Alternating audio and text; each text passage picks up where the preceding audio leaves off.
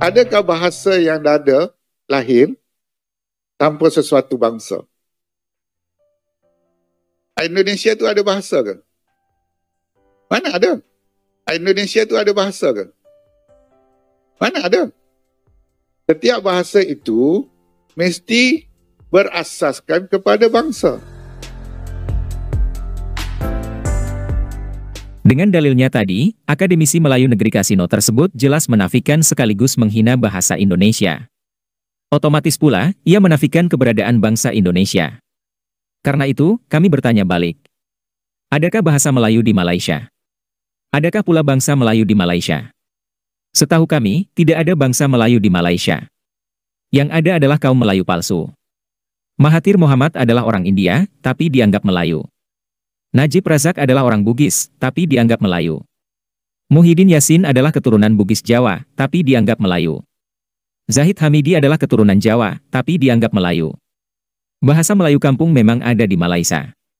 Tapi bahasa Melayu baku atau standar tidaklah laku. Buktinya di pengadilan Malaysia, justru bahasa Inggris yang sering dipakai. Konstitusi Malaysia pun masih menggunakan bahasa Inggris. Dan hingga kini, Malaysia masih ribut mengenai penggunaan bahasa Melayu di pengadilan seperti video berikut ini. 67 tahun negara mencapai kemerdekaan, bahasaku belum merdeka di bumi sendiri. Jadi bila pergi ke mahkamah, ada sesetengah kes yang mahkamah tak nak gunakan Perlembagaan Persekutuan teks bahasa Melayu. Sebab dia kata, teks sahih ataupun authoritative text ialah bahasa Inggeris. Ini undang-undang paling tinggi ni, Perlembagaan Persekutuan. Jadi, itulah perjuangan hari ini. Bila kita cakap pasal kebangsaan adalah satu Malaysia. Satu Malaysia termasuk Sabah dan Sarawak. Tapi kalau kita tengok mana prosiding mahkamah di Sabah dan Sarawak, dibenarkan menggunakan bahasa Inggeris dalam prosidingnya. Jadi adakah, soalan saya, adakah perjuangan bahasa itu hanya di Semenanjung Malaysia sahaja? Begitulah nasib bahasa Melayu di negeri Kasino Malaides. Akademisi Melayu Malaysia memang suka merendahkan bangsa dan bahasa Indonesia. Mereka berani mempersoalkan eksistensi bahasa dan bangsa Indonesia. Tapi mereka sama sekali tidak mau melihat negaranya sendiri yang lebih amburadul. Keberadaan bangsa Indonesia jauh lebih nyata ketimbang keberadaan bangsa Melayu di negeri Kasino. Kaum Melayu di negeri Kasino jelaslah hanya kaum Melayu palsu. Semua suku dimelayukan. Jadi, bagi kami, bangsa Melayu itu memang tidak ada. Yang ada, ialah suku Melayu. Adapun bahasa Melayu Malaysia, sebenarnya pula merupakan bahasa Melayu palsu. Bahasa Melayu Malaysia sudah tidak asli, karena telah menyerap banyak kosakata dari bahasa lain. Malaysia pun mencuri banyak kosakata dari bahasa Indonesia, lalu dimasukkan ke kamus bahasa Melayu. Dengan kata lain, bangsa Melayu Malaysia itu palsu, dan bahasa Melayu Malaysia pun palsu. Nah, bahasa Melayu palsu Malaysia tersebut juga telah gagal dalam semua aspek. Bahasa Melayu Malaysia telah gagal sebagai bahasa resmi, gagal sebagai bahasa pemersatu, dan gagal pula sebagai bahasa ilmu. Selain itu, bahasa Melayu Malaysia juga kurang bernilai secara ekonomi.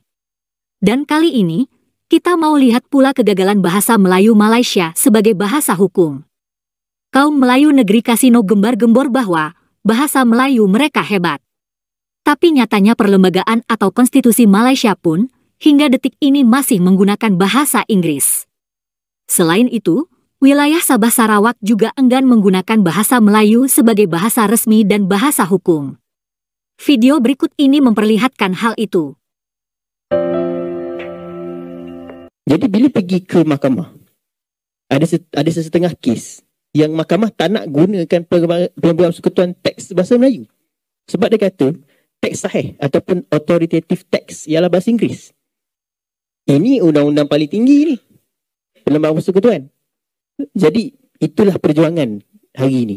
Itu saya kata, cabaran masa depan ialah pelaksanaan. Dan kita perlu bermula dengan perjuangan di Perlembagaan Persekutuan. Barulah perkara itu boleh secara domino ataupun kesan dominonya akan memberi kesan kepada akta-akta lain. Itu sajalah. Bila kita lihat dalam akta bahasa tersebut tentang prosiding mahkamah, bahasa yang digunakan dalam prosiding mahkamah, bahasa yang kita ungkapkan hari ini adalah tentang bahasa kebangsaan. Bila kita cakap pasal kebangsaan adalah satu Malaysia. Satu Malaysia termasuk Sabah dan Sarawak. Tapi kalau kita tengok dalam Perlembagaan Persekutuan, perkara 161. Perkara 161 2, di mana prosiding mahkamah di Sabah dan Sarawak dibenarkan menggunakan bahasa Inggeris dalam prosidingnya. Jadi adakah soalan saya, jadi adakah perjuangan bahasa itu hanya di Semenanjung Malaysia sahaja? Soalnya soal memartabatkan bahasa ialah soal semua orang, termasuk Sabah Sarawak. Sebab Sabah Sarawak juga sebahagian daripada Malaysia. Jadi kita semua mempunyai tanggungjawab. Untuk makluman anda, Ketua Pengarah Bahasa juga orang Sarawak. Ya, untuk bagi penekanan tambahannya, sebelum ini juga orang Sarawak. Jadi di situ kita nampak, ya, maknanya usaha untuk mewartakan bahasa, termasuklah usaha untuk mewartakan bahasa di Sabah dan Sarawak, maka Seksyen 8 terpakai kepada semua pihak. Ya, tetapi realiti hari ini seperti yang dibangkitkan ya oleh pembicara kedua tadi, kita nampak bukan isu di Sabah dan Sarawak saja, Semenanjung pun sama. Ya, Semenanjung pun sama. Sebab soal memang kita ada keputusan yang kata mesti kita membuat pemfailan dalam bahasa kebangsaan. Ada juga hakim-hakim, kita tak nafikan ada hakim-hakim yang memang ya sangatlah ya mempunyai semangat dalam bahasa kebangsaan. Sehingga apabila ya kita hadir di hadapan beliau, mesti kita menggunakan bahasa kebangsaan sepenuhnya. Ada beberapa, namun bilangannya amat kecil. Kualiti bagus, kuantitinya amatlah terhad. Itulah masalah mendasar yang dihadapi oleh negeri kasino Malaysia. Bagaimana mungkin mereka mau memartabatkan bahasa Melayu jika konstitusi Malaysia pun masih menggunakan bahasa Inggris? Selain itu, banyak undang-undang di Malaysia yang masih menggunakan bahasa Inggris. Nah, berikut ini adalah masalah yang muncul di Pengadilan Malaysia dalam urusan penggunaan bahasa. Kalau di dalam kartun tu ya, kita tengok ya, ada hakim, saksi, jurubahasa, peguam. Kesemua ini berdasarkan peruntukan sedia ada, haruslah menggunakan bahasa kebangsaan. Kecuali seperti yang saya katakan tadi, ada pengecualian. Dia tak faham bahasa Melayu. Kita nak cakap bahasa Melayu juga. Dia akan jadi layam itik, kwek, kwek, kwek, susah. Jadi semua orang tak tahu. Jadi sebab itu ada pengecualian ya. Dengan apa masalah penggunaan bahasa? Di dalam kes-kes sivil, di dalam kes-kes jenayah, atau di pejabat ketika kita melayan pelanggan, atau kita panggil klien lah ya, untuk mudah.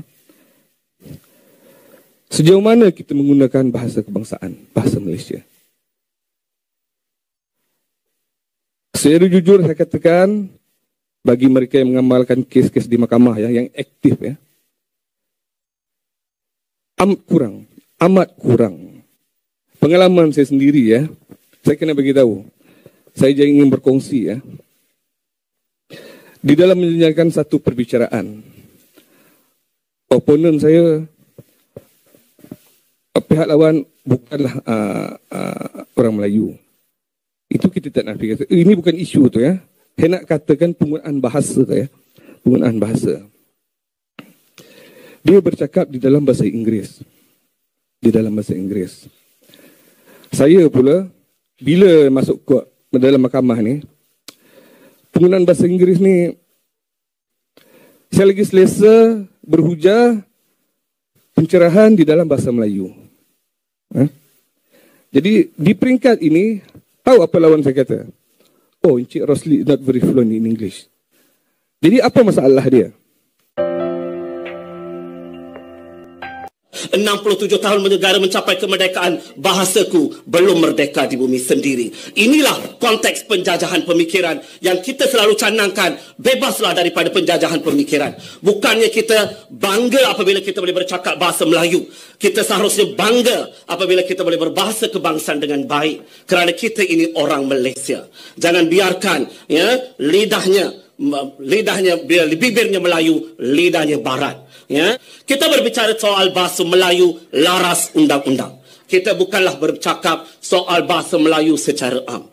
Saya yakin dan percaya anda semua boleh berbahasa Melayu dengan baik. Anda mungkin boleh berbahasa Melayu lebih baik daripada saya. Ukuran hari ini bukan bahasa Melayu secara umum. Kita berbicara tentang soal bahasa Melayu dalam laras undang-undang. Adakah kita sebagai graduan undang-undang, sebagai mahasiswa undang-undang, sebagai orang yang berkecimpung dalam bidang undang-undang, mampu menggunakan bahasa Melayu laras tinggi dalam bidang undang-undang, menggunakan istilah yang tepat, menggunakan laras bahasa yang tinggi, laras bahasa yang tepat dan sesuai dengan makna dan konteks. Inilah kita nampak masalah atau cabaran yang berlaku kini dan mendatang. Selagi penguasaan bahasa Melayu undang-undang ini tidak ditambah baik, maka cabaran ini akan terus menghantui bidang undang-undang. Ya, amat sukar untuk melihat seorang graduan, seorang individu yang berkecimpung dalam bidang undang-undang, sama ada pengamal, hakim, ahli akademik yang boleh berbahasa Melayu sepenuhnya, sekurang-kurangnya bagi tempoh 5 minit. Saya cabar anda semua, buktikan kepada kita anda boleh bercakap 5 minit sepenuhnya tanpa menggunakan langsung perkataan bahasa Inggeris, sama ada okey, sama ada so ataupun apa-apa lain. Buktikan kepada saya dan saya betulkan memang saya silap dari segi tanggapan. Tapi setakat pengamatan saya, inilah bukti secara nyata yang saya boleh lontarkan kepada hadirin pada hari ini. Amat sukar untuk melihat manusia yang boleh berbahasa kebangsaan sepenuhnya menggunakan laras undang-undang walaupun bagi 5 minit sahaja. Pelbagai alasan dilontarkan oleh pelbagai pihak. Istilah tidak cukup. Oh, undang-undang memang dalam bahasa Inggeris. Betul, saya tidak nafikan. Istilah tidak cukup. Memang bidang ini berasal usul daripada bahasa Inggeris. Di manakah golongan cendekiawan bahasa?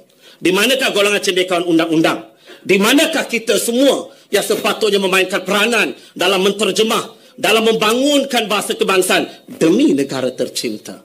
Ialah penggunaan meluas bahasa Inggeris. Ini sudah tentunya menjadi cabaran yang kita semua sedia maklum. Mengapa? Kerana sudah tentunya sistem common law yang digunakan di Malaysia membawa juga bersama bahasa yang digunakan dalam sistem tersebut. Dan bahasa yang digunakan dalam sistem common law sudah tentunya bahasa Inggeris. Oleh sebab itulah pelbagai sumber yang kita gunakan sekarang juga berlandaskan bahasa Inggeris. Termasuk Perlembagaan Persekutuan Malaysia masih sehingga hari ini teks sahihnya bahasa Inggeris. Banyak dokumen antarabangsa dalam bahasa Inggeris. Banyak dokumen undang-undang dalam bahasa Inggeris. Saya setuju tentang perkara ini. Sampai bilakah kita ingin bercakap penggunaan meluas bahasa Inggeris merupakan cabaran? Bukankah cabaran ini seharusnya telah kita tangani sedikit demi sedikit? Hari ini sepatutnya perkara ini telah selesai.